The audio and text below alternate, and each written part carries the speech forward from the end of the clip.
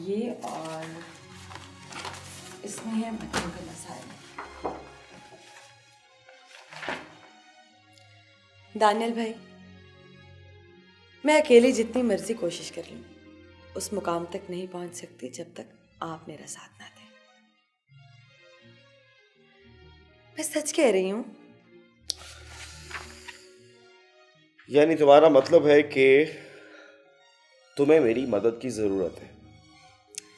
जी Daniel भाई, है Daniel भाई, मुझे आपकी मदद की बहुत ज़रूरत है। बहुत से ऐसे मसले हैं जो मैं अकेले हल नहीं कर सकती। मसलन ये थाना, कोर्ट, कचहरी वगैरह मेरे बस में तो नहीं है। अरे पगली, तुम एक मिशन लेकर निकली हो। इन तमाम मुश्किलात का हिम्मत और बहादुरी से मुकाबला करो। मुझ में इन हालात का मुकाबला करने की ताकत भी है और हिम्मत भी। बस डर है तो सिर्फ पापा का।